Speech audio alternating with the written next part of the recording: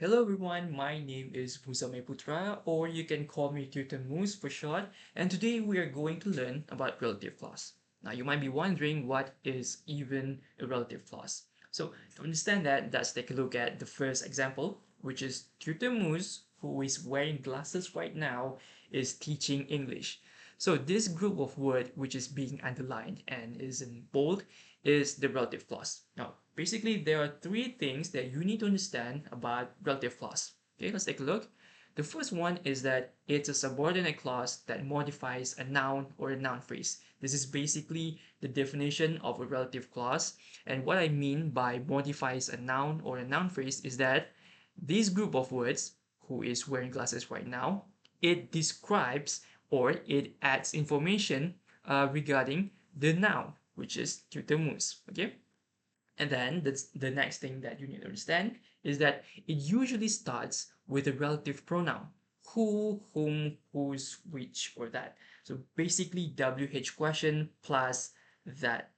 Okay, and then there are two types of relative clauses. The first one is the restrictive, which provide absolutely essential information, which means kalau maklumat tu tak ada, ayat tu jadi pelik ataupun tak cukup spesifik.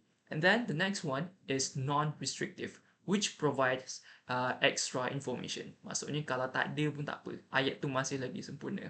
Okay, and it also set off by commas. More on that later. Okay, set off by commas. More on that later. It's very important and it's very interesting.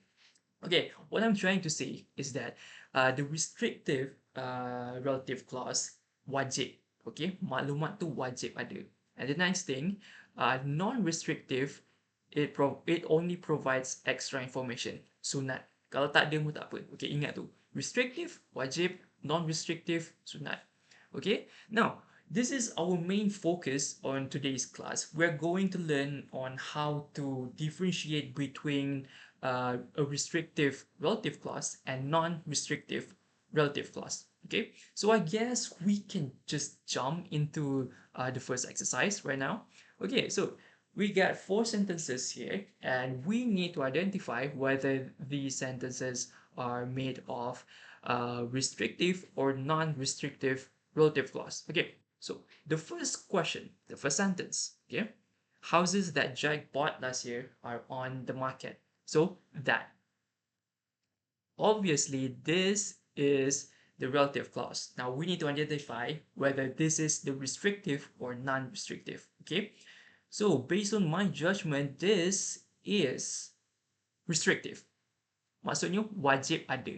Okay, kenapa wajib ada? Kalau maklumat ni tak ada, ayat ni tak jadi cukup spesifik. Okay, I will show you what I mean by that. Okay, houses that Jack bought last year are on the market. Maksudnya rumah yang Jack beli tahun lepas dah ada dalam market. Kalau kita buang information ni, houses are on the market. Houses. What kind of houses that we are talking about? Are we talking about every single house in the world is on the market? No, no. That is incomplete. Okay. So therefore, this piece of information is absolutely necessary so that it has complete context in the first sentence. Okay, so the next one. My friend, who is an excellent cook, made dinner for us last night. So who? Okay, that is the relative pronoun. Obviously, this group of words is the relative clause. Now, based on my judgment, this is a non-restrictive relative clause. Maksudnya, maklumat ni sunat. Kalau tak ada pun tak apa. Okay? Cuba kita padam. My friend made dinner for us last night. Yeah, it makes sense. Okay? We know we are talking about a friend, and we know that that friend belongs to me. Okay? It's already specific enough. Okay? Maksudnya maklumat ni tak ada pun tak apa. Kita tahu yang kita cakap pasal kawan kita. Ini cuma maklumat tambahan je, saja nak puji lebih-lebih. Okay? So this is non-restrictive. Sunat. And then, students who studied hard passed the exam with flying colors. Okay? So this is the relative pronoun, who studied hard. Okay, now this is the relative clause. Is it restrictive or non-restrictive? Based on my judgment, this info point, this relative clause is restrictive. Okay, Maksudnya maklumat ni, this piece of information wajib ada. Kalau tak ada, konteks dia jadi pelik sikit. Okay, cuba kita padam. Students pass the exam with flying colors. Students. What kind of students that we are talking about? Are we talking about every single student in the world pass the exam with flying colors? No, I don't think so. So we need this piece of information so that we can be more specific about the nouns, which is students. What kind of students that we are talking about? So the next one is Lisa's car, which is very old, still runs perfectly. So which, that is the relative pronoun, and that means this piece of information is the relative clause.